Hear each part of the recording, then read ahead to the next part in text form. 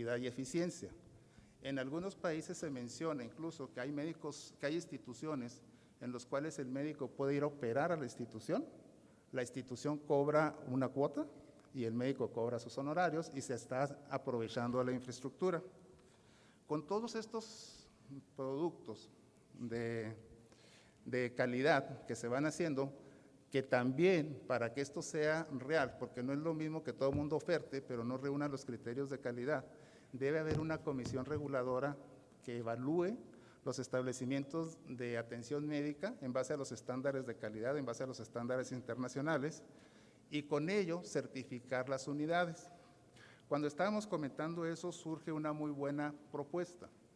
La mayoría de las instituciones están solicitando al personal de salud que se certifique.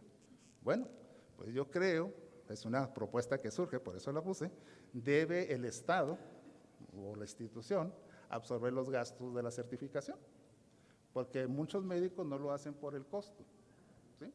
O sea, no toda la gente está certificada, pero si a nosotros como institución, vamos a suponer si tenemos una universalización de los servicios de salud, como institución nos vamos a dar calidad, esa calidad nos va a permitir ser competitivos, entonces debemos tener personal capacitado y considero que es muy buena propuesta si el gobierno federal absorbiera los gastos de la certificación.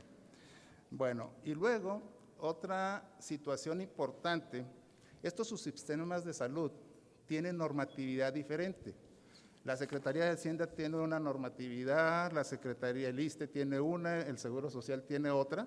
Para que podamos llegar a una universalización es necesario que esta normatividad sea homogénea para todos y también que haya una flexibilidad en la administración, porque eso de que las partidas aquí no se pueden mover, eso limita mucho el desempeño.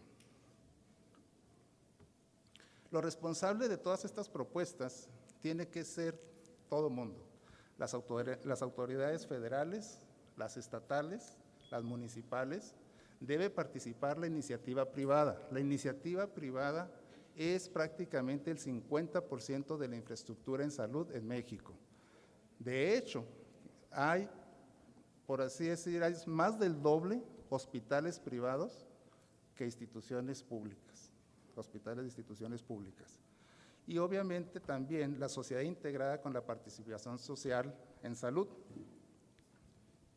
Y como conclusión general, aprovechando, yo creo que este es un momento, no es para hacer este cambio, pero se requiere un plan de implementación que considera las diferentes instancias legales y administrativas que requieran ser modificadas y adaptadas para responder a la separación de funciones en las diversas instituciones y a la creación de las reglas de operación para la universalidad.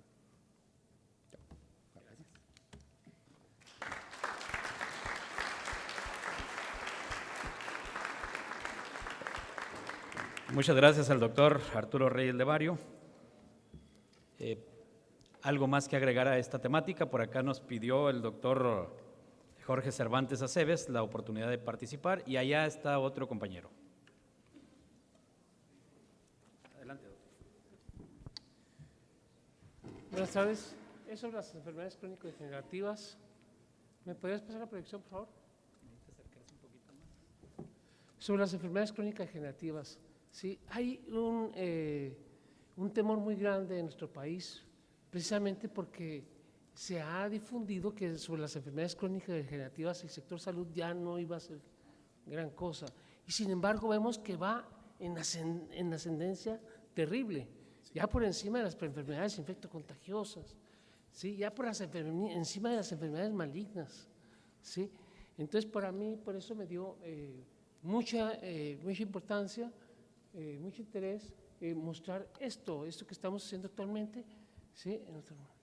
¿El video? ¿Es un video o qué es? Sí, no, la anterior, ahí, la anterior, ¿me pasa de ese video? ¿Reproducimos el video, por favor? Sí.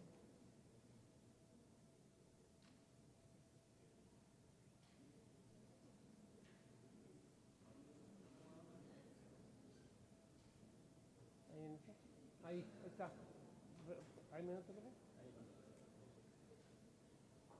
Entonces, uno de los problemas principalmente en la diabetes mellitus son debido a la disminución del flujo sanguíneo, que se vuelve muy lento, las plaquetas se vuelven muy adheribles y se provocan pequeños infartitos, microinfartos, exudados, y después de estos pequeños exudados se producen mayores infartos, retención de líquidos, hasta hacerse hemorragias grandes. Bueno, se cuenta actualmente, no pasó el video. No, pues, sí se podía, nomás era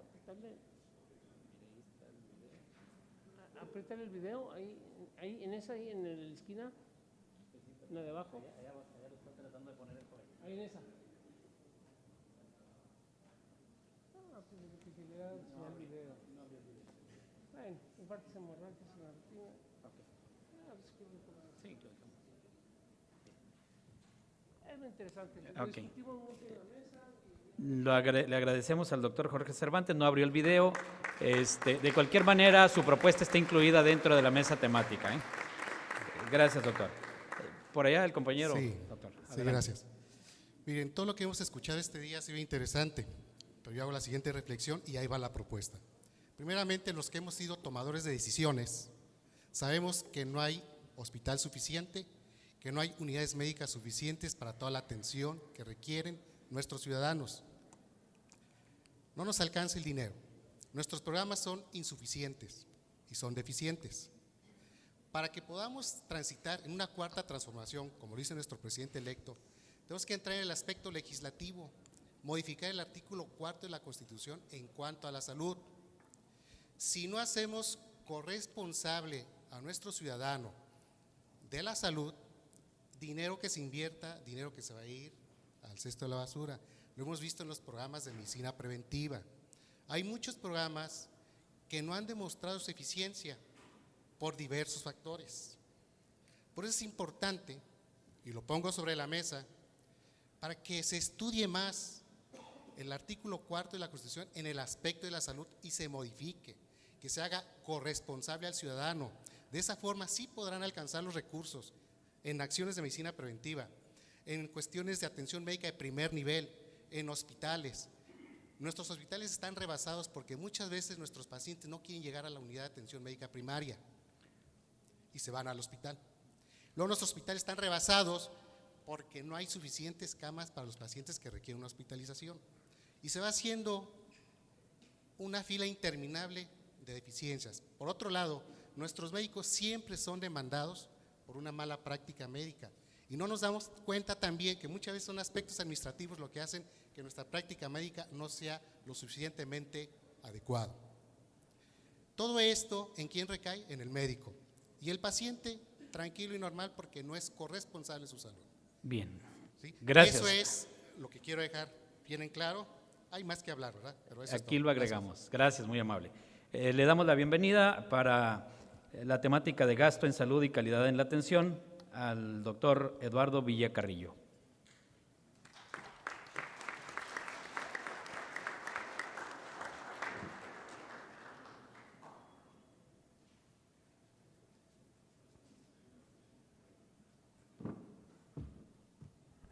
Buenas tardes a todos. Primero que nada, quiero agradecer la oportunidad de participación en este foro importante para todos y felicitarlos a ustedes por su participación también, por su interés que veo muy vivo y ojalá y se mantenga en ese nivel y aumente si se puede.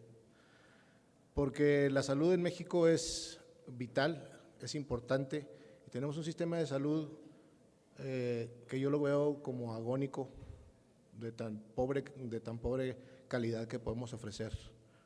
Entonces, lo del gasto en salud, todas las temáticas que hemos visto a lo largo del día han tocado puntos importantes, como es el nivel de inversión desde el gobierno hacia el sector salud, de la porción que nos corresponde del Producto Interno Bruto, que actualmente es del 6.2, según la OCDE. Es un presupuesto verdaderamente raquítico para las necesidades de nuestra población, Una división presupuestal muy falta de equidad, porque hay estados que reciben mucho y estados que reciben muy poco. Todo depende de los cabildeos que se hagan por los legisladores de los estados. Pero bueno, es otro tema. Yo creo que es importante la disciplina en el gasto de salud. La disciplina desde el punto de vista del mismo sector y la disciplina desde el punto de vista, como se ha mencionado aquí, del usuario o del derechohabiente. Otro punto que se ha tocado mucho y que se ha visto o que lo hemos escuchado es la participación del sector privado. Es cierto que el gobierno tiene, desde el punto de vista legal o desde el punto de vista de la Declaración Universal de los Derechos Humanos, tiene la obligación de garantizar la salud, de garantizar el cuidado de la salud en sus pobladores. También es cierto que los pobladores tienen la obligación de cuidar su propia salud, no nada más esperar que el gobierno o las entidades de salud se los cuiden, ¿verdad? Entonces, eso es muy importante para mí. Como les digo ya, muchos de los temas, de los puntos que yo iba a tratar o podría tratar en esta ponencia ya se han manejado. Por lo tanto, quiero que esto sea breve y conciso. Entonces, mi nombre es Eduardo Alfonso. La Declaración de los Derechos Humanos, como les dije, emitida por la ONU después de la Segunda Guerra Mundial, dice que la salud y su cuidado es un derecho fundamental del ser humano, nada más por el hecho de ser humano, y tiene que ser garantizado por el Estado. Está inserta en el capítulo de Derechos Económicos, Sociales y Culturales de esa Declaración Universal. Como hemos visto, todo lo que hablamos de gasto, pues obviamente tiene que ver con los recortes o con el presupuesto. Obviamente aquí los dineros pues es bien importante. Los recortes presupuestales que ha habido, si bien ha crecido la cantidad de dinero que se le otorga al sector salud desde el punto de vista del Producto Interno Bruto, que en 2017 era del 2.7 y actualmente es del 6.2, también tenemos que tener en cuenta la depreciación monetaria que ha habido. Entonces, aunque nos suban mucho el dinero vale menos y los insumos cuestan más. Eso es lo que quiero dar a entender aquí. O sea, los recortes presupuestales en este último sexenio del gobierno federal han sido del orden de los 40,000 millones de pesos, a pesar de que se ha incrementado la porción del Producto Interno Bruto.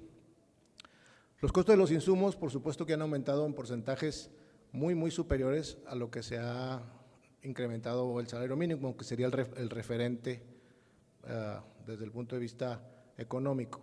El salario mínimo en el 2012 era de 66 pesos, ahorita es de 88 pesos, para redondear cifras, lo cual nos lleva a un incremento de aproximadamente el 29%.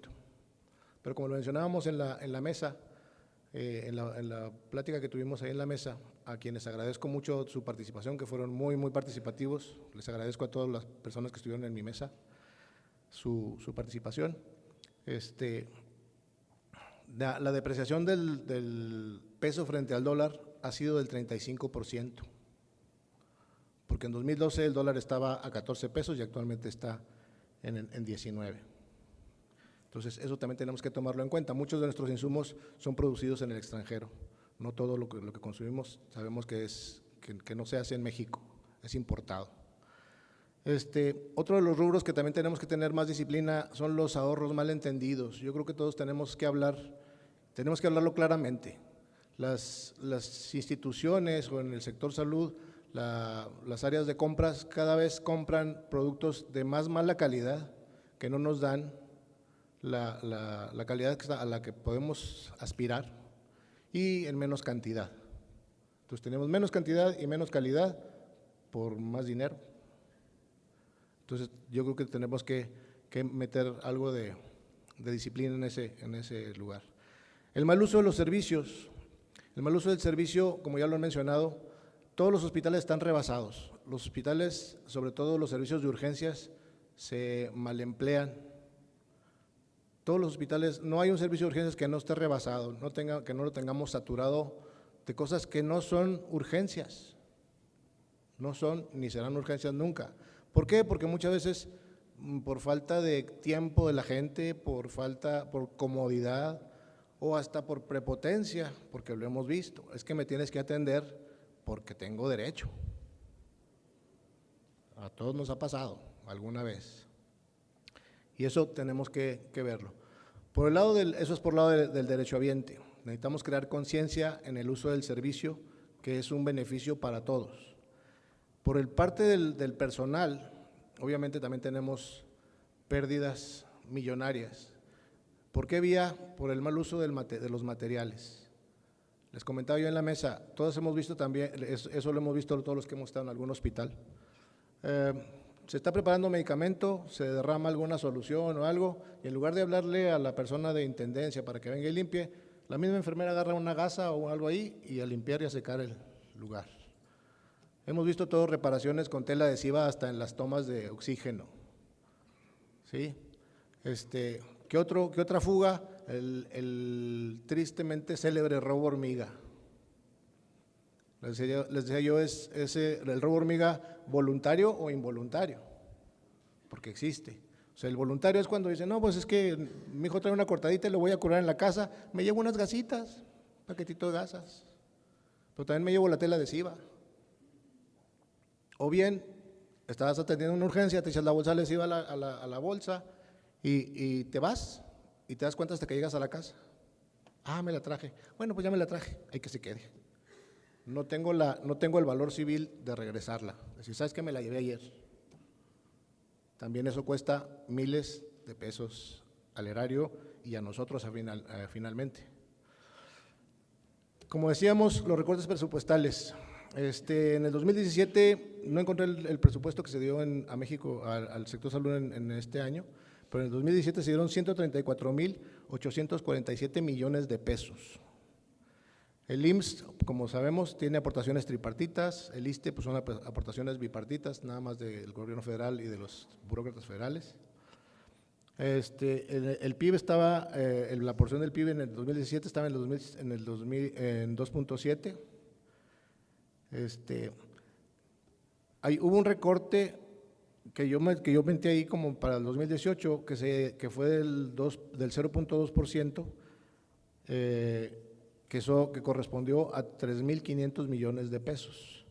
En este sexenio, los recortes presupuestales, a pesar de que ha aumentado el incremento, ha sido de 40,000 millones de pesos para el presupuesto en salud. Los rubros más golpeados en los recortes presupuestales han sido salud y educación. La inflación médica, como les había dicho, es algo importante de ver. La inflación médica general o la inflación general, según el INEGI, ha sido del 5.6%. La inflación en el sector salud ha sido del 8.9%. Solo en medicamentos la inflación ha sido del 12.9%. La inflación en los estudios de laboratorio y gabinete ha sido del 4.9% y el aumento salarial, como les mencionaba, estaba en 62 pesos, 66 pesos a 88. Y tenía una devaluación de 14 pesos a 19, que nos da un 35% de devaluación del peso frente al dólar, que es nuestra moneda de referencial. Esto es importante. Tenemos que ver que hasta el 45% del ingreso del mexicano se consume en gasto de salud. O sea, la mitad de lo que un mexicano gana lo consume en su salud.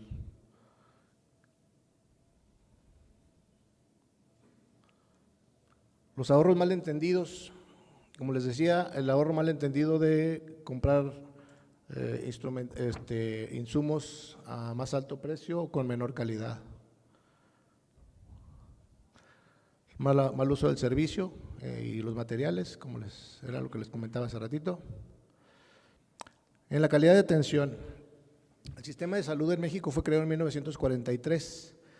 Y también se los mencionaba en la mesa, si el sistema de salud, tal como fue concebido en ese año, funcionara como está concebido, tendríamos uno de los sistemas de salud más completos y perfectos del mundo.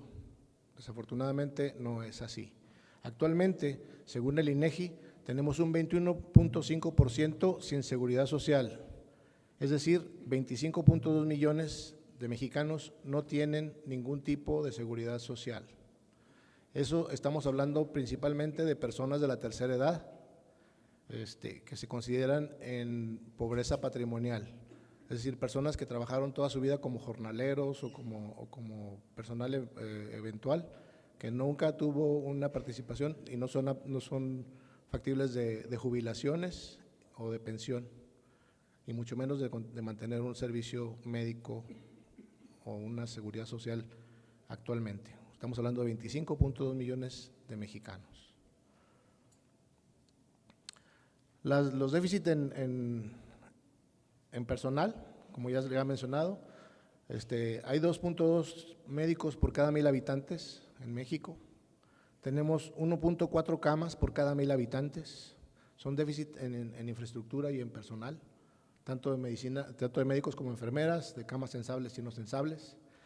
El tercer punto ahí, la esperanza de vida al nacer de 72.1 años es la esperanza de vida en el estado de Chihuahua. Si lo vemos, tenemos 2.5 años menos que el medio de la población del resto del país en nuestro estado. Ese es un dato del estado, por eso me llamó la atención.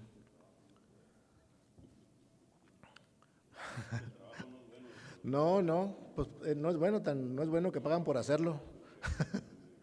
Las políticas de subrogación también ya lo hemos visto, o ya lo trataron en pláticas anteriores, no me quiero meter mucho en eso.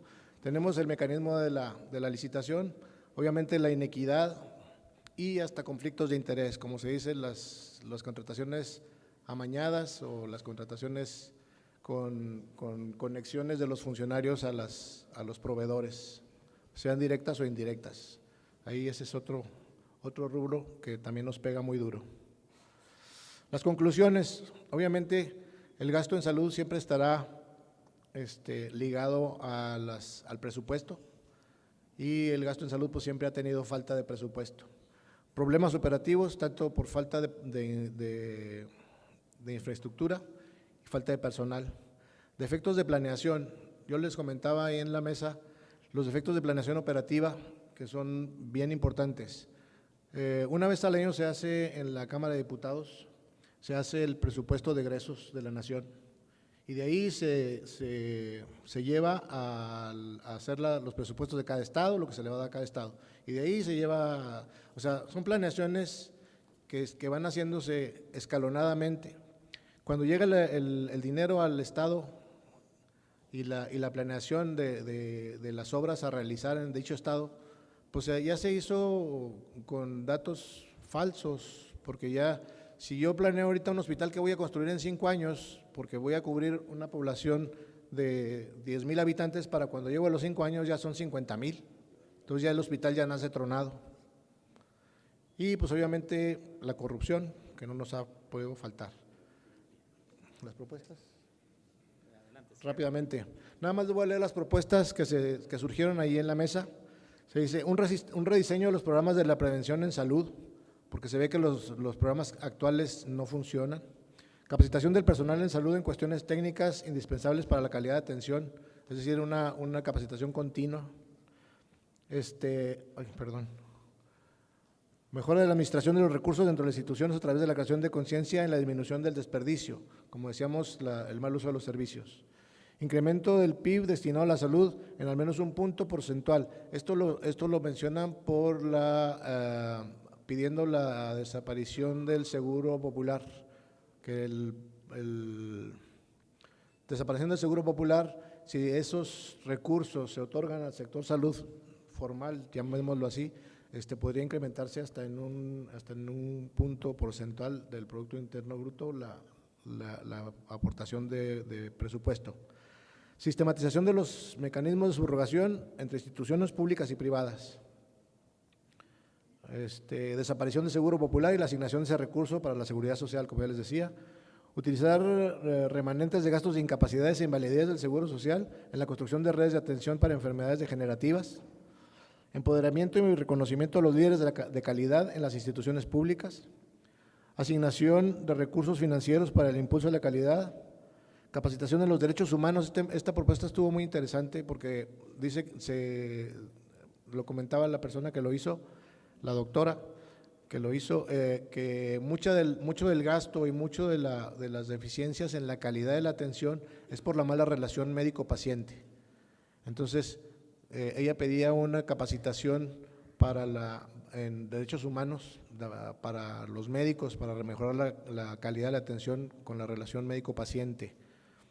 Y la última es una que se ha visto ahorita aquí mucho, la creación de clínicas, de redes de clínicas de barrio. Es decir, ¿por qué no aprovechar la infraestructura privada que ya existe? Tenemos muchos hospitales pequeños que pueden dar atención sectorizada, que son las clínicas del barrio, a donde va toda la gente cuando no puede ir. Es un sistema de similares que está ahí, que no se ha aprovechado y que se puede aprovechar para densificar la cobertura poblacional, sin necesidad de que el sector salud invierta en hacer más hospitales y contratar más gente. Esa gente ya está contratada y los hospitales ya existen, ¿por qué no usarlos? Gracias. Gracias, doctor. Le agradecemos al doctor Eduardo Villa Carrillo su participación con el tema de gasto de salud y calidad de la atención. Aquí hay dos participaciones. Les pasamos, por favor, el micrófono.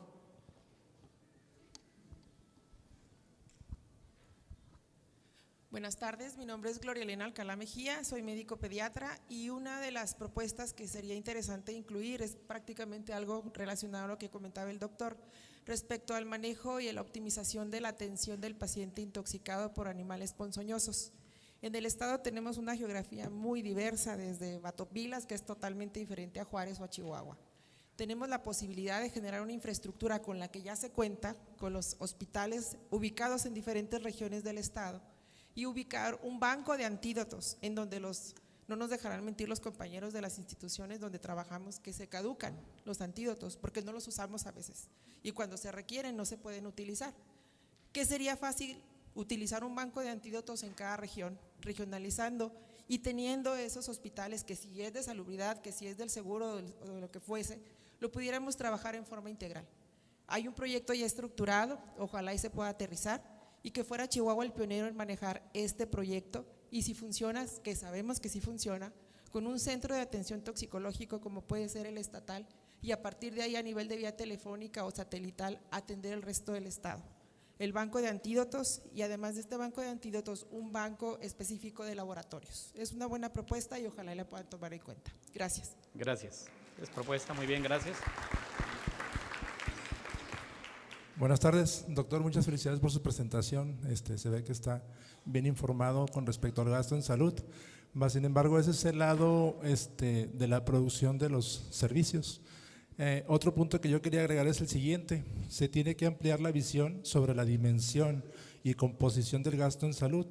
Si bien es necesario dar un vistazo a la infraestructura médica, también es necesario examinar las competencias del personal que administra y ejerce el gasto en salud, el gasto público, para garantizar con ello la eficiencia, eficacia de todas las compras, el gasto y los pagos que de ella derivan. Año con año miles de millones de pesos se dejan sin ejercer en el sector salud, lo cual nos habla de la falta de habilidad para ejercer el gasto, ¿sí? Entonces, si revisamos las competencias de los funcionarios que ejercen el gasto público, yo creo que podemos también sembrar una semilla para mejorar la eficacia de los recursos. Una propuesta sería crear una plataforma online que permita evaluar constantemente a los funcionarios. Específicamente estaría bien en el área financiera y administrativa, que son los que se encargan directamente de llevar a cabo todos los procesos que la ley de adquisiciones en materia regula todo este tipo de administración. Muchas gracias. Gracias a usted, muy amable. Gracias al doctor, gracias a los participantes.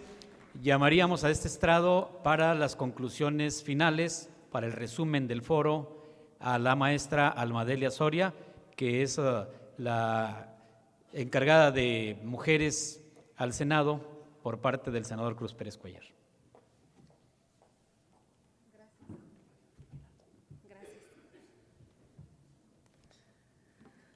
Muy buenas tardes. Me dirijo al Presidium, quien ya fue debidamente presentado, al atento auditorio, por supuesto. El Senado de la República, como máximo órgano legislativo en nuestro país, debe poseer la información suficiente acerca de los diferentes contextos en que la sociedad mexicana desarrolla los procesos comunitarios, para con ello participar en la toma de decisiones que contribuyan al bien común. Por ello, convoca a la Secretaría de Salud de todos los estados, así como a las redes sociales progresistas, para que lleven a cabo la consulta nacional que permite generar las iniciativas de ley pertinentes. Se integra entonces un equipo de trabajo formado por el senador Cruz Pérez Cuéllar, el secretario de Salud en el Estado, el doctor aquí presente Jesús Enrique Grajeda, y por las redes sociales progresistas, representado por el ingeniero José Martín Iturralde Cordero, quienes a su vez convocaron a un equipo de especialistas médicos que leen, analizan y extraen los elementos sustantivos de las ponencias enviadas al correo electrónico creado para tal fin. Antes de continuar, debo agradecer al maestro Luis Alberto Fierro Ramírez, el honorable rector de esta Universidad Autónoma de Chihuahua, por su amplia colaboración, al doctor Hinojos, por supuesto, director de esta facultad, por su cordial anfitrionía, a la doctora Mirna Beltrán, quien ha trabajado con nosotros de una manera inmejorable. Gracias, doctora. El Foro de Salud, denominado Diagnostiquemos la Salud y propongamos una cura, haciendo uso de un diagnóstico preliminar, se presenta a la sociedad chihuahuense y da inicio a la consulta estatal, construyendo un espacio de análisis y reflexión que integra las voces de los médicos, el personal hospitalario y los especialistas del sector, así como las voces de todos aquellos chihuahuenses interesados en construir la propuesta estatal de salud que atienda y resuelva las deficiencias estructurales que de manera natural se presentan en todos los sistemas. A partir del diagnóstico preliminar anteriormente mencionado, se busca favorecer la reflexión en 6 grandes temáticas, quienes fueron inmejorablemente conducidas por los doctores que me antecedieron en el uso de la palabra. La primera de las grandes temáticas, como ya bien lo dijo el doctor Jorge Domínguez Limas, que se refiere a la falta de una base de datos única nacional. La segunda de ellas, atendida inmejorablemente también por el doctor Raúl Manuel Favela Campos, referente a la cobertura del sistema. La tercera mesa, la debilidad en el diseño de las políticas públicas, inmejorablemente conducido por la doctora Lisette Gutiérrez. La mesa número 4, así denominada desde el Senado de la República, déficit de infraestructura hospitalaria en todos los niveles, que fue presentado ante ustedes por el doctor Jorge Ziegler González. La mesa de desagregación y parcialización por el doctor Arturo Reyes Levario, y finalmente la mesa de ineficacia e iniquidad en la política de subrogaciones, atendida por el doctor Eduardo Villa Carrillo. Debo aclarar que hay algunos términos que en el nombre de las mesas refieren cuestiones no en sentido positivo, pero fueron así determinadas por la consulta previa desde el Senado de la República. No hay ninguna mala intención en esto. Hasta el día 25 de octubre se habían recibido vía correo electrónico 31 ponencias que fueron enviadas por grupos, instituciones, escuelas y equipos de investigadores. Las ponencias recibidas y presentadas hasta el día de hoy serán enviadas en su formato en extenso al Senado de la República, a fin de ser sistematizadas rigurosamente por el equipo de la Comisión de Salud y las propuestas que así lo ameriten alimentarán el Plan Nacional. Agradecemos la participación de las instituciones y personas que contribuyeron al éxito de este evento.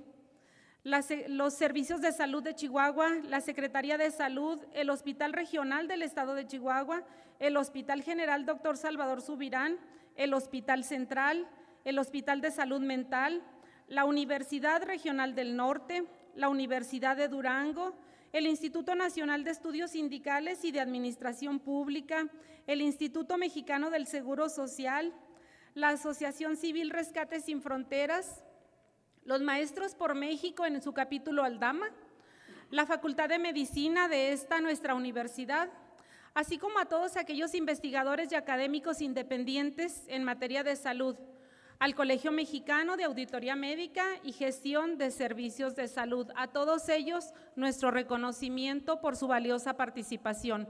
Pido un aplauso para todos ellos.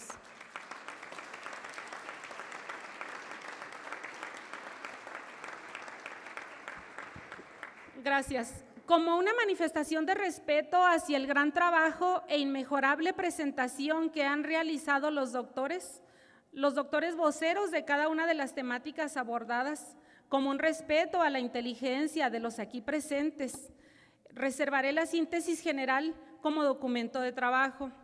Haré referencia al texto de una de las muchas interesantes ponencias enviadas.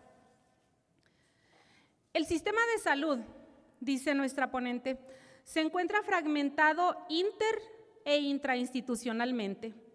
El sistema mexicano de salud ha crecido en infraestructura, pero ha sido impactado por influencias y compromisos políticos cuyas tendencias de crecimiento constituyen la principal amenaza para el equilibrio del presupuesto.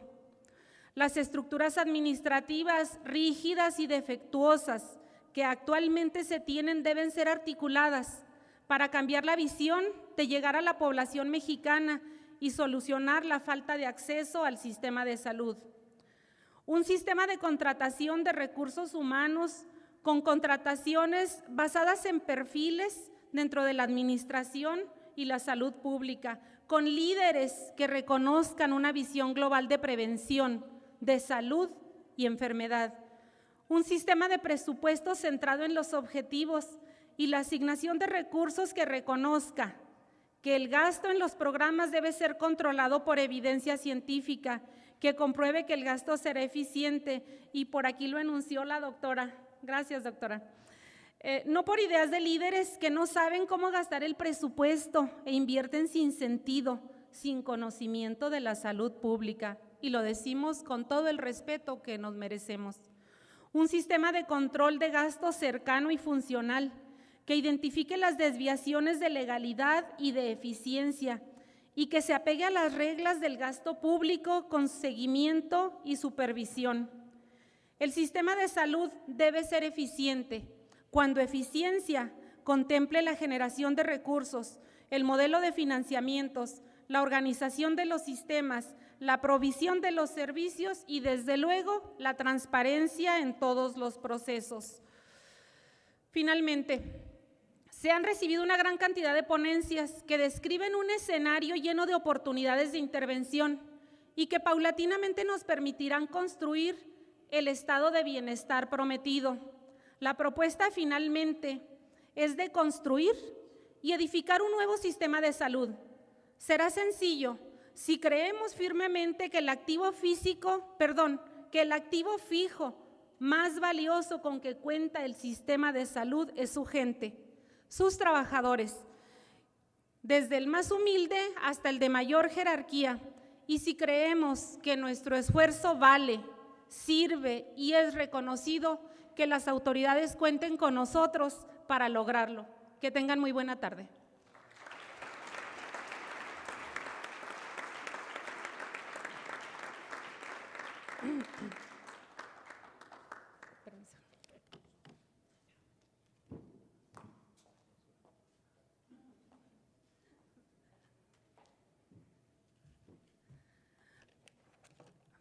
Previamente se ofreció una disculpa por parte de nuestro senador, el licenciado Cruz Pérez Cuéllar, quien tuvo que atender un asunto urgente. En su representación le ha solicitado al profesor Fernando Federico Meléndez Bailón que tenga bien cerrar con estos trabajos. De nueva cuenta, que tengan buena tarde.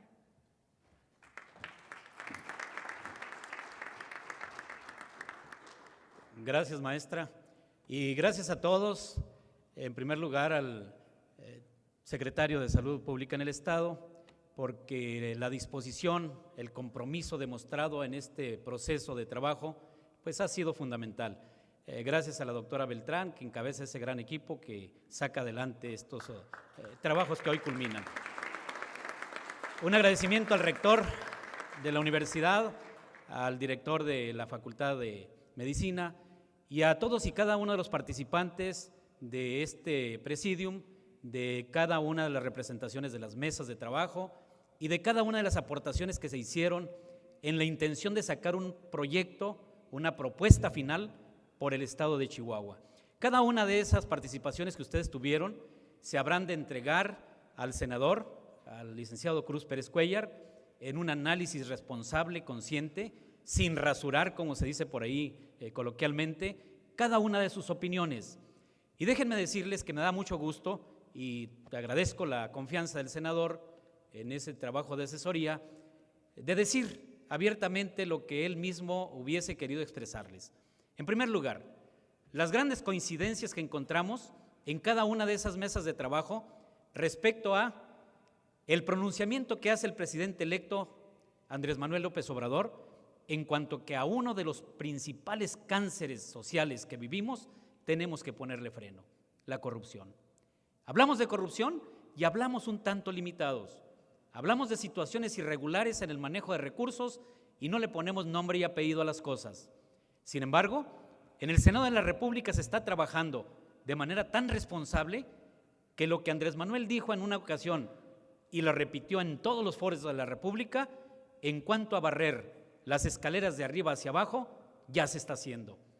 Hace unos días, el licenciado Cruz Pérez Cuéllar presentó una iniciativa de ley para que se revise la manera en que se trabaja en la Suprema Corte de Justicia de la Nación, donde dice: necesitamos revisar el influyentismo y el tráfico de influencias familiares, de amigos, parientes, etcétera, etcétera, y de quienes tienen la oportunidad de comprar la ley para su causa. Lo decía semanas pasadas, de manera particular, en el Foro Estatal de Educación. Se habló de muchas propuestas, de casi 3,000 propuestas en educación, pero no se habló de la corrupción que hay en educación. Es necesario también llegar a esa parte medular, al enriquecimiento ilícito que hay por parte de directivos, supervisores y demás. Y hacía yo personalmente una propuesta, se la entregué al próximo secretario de Educación, al maestro Esteban Moctezuma Barragán, y le digo: es urgente, maestro, que revise esa propuesta. Es necesario crear una Comisión Nacional de Atención a Delitos Educativos. Y ahí estamos hablando del robo de recursos económicos de padres de familia. Estamos hablando de el acoso sexual, el acoso laboral, el acoso político que se vive hacia compañeras y compañeros docentes. Esto no es ajeno al sistema de salud. También lo escuchamos, lo vimos, lo trabajamos en todo este tiempo. Mucho del medicamento que hay en las diferentes clínicas, en los diferentes hospitales, está hasta arriba en los estantes. Y también la negligencia es corrupción. El hecho de no agarrar esa pequeña escalera y subir 3 escalones para bajar ese medicamento que le urge a un paciente y que no se baja y no se entrega y es preferible que caduque, también es corrupción, es irresponsabilidad y también se debe vigilar. Ya hablaron ustedes, los que me antecedieron, los que estuvieron revisando cada una de las mesas, de cómo se da el tráfico de influencias en las licitaciones, de cómo se adquieren medicamentos que tienen un costo y se representan en un costo demasiado exagerado. Son muchísimas las situaciones que pudiéramos abordar, pero el compromiso del senador, y me pide que así lo haga, es que cada una de esas voces, cada uno de esos pronunciamientos habrá de llegar a la propuesta del Foro Nacional, que se habrá de buscar por Chihuahua una legislación en materia de salud que nos beneficie a todos y que no exista más enfermos o mexicanos de primera, segunda o tercera, que coincidieron ustedes y coincide también Andrés Manuel en un mismo pronunciamiento. Urge la creación de una credencial única de salud en el país, desde que nace el mexicano hasta que muere, de una atención esmerada, responsable y respetuosa por parte de todos los servidores del sector salud. Muchísimas gracias y siendo la 1 de la tarde, si me permiten, con 58 minutos, declaramos formalmente concluido el Foro Estatal de Salud. Diagnostiquemos la salud, propongamos una cura. Gracias por su participación y muchas bendiciones.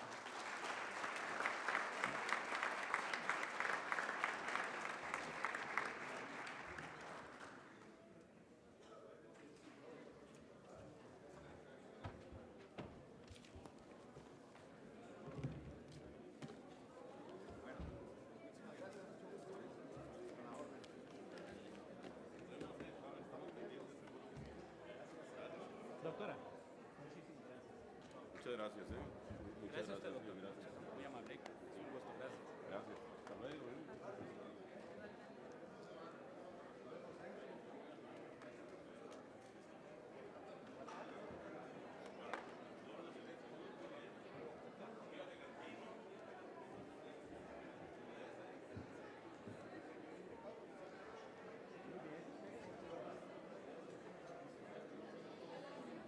Bueno, ahí seguimos, hay que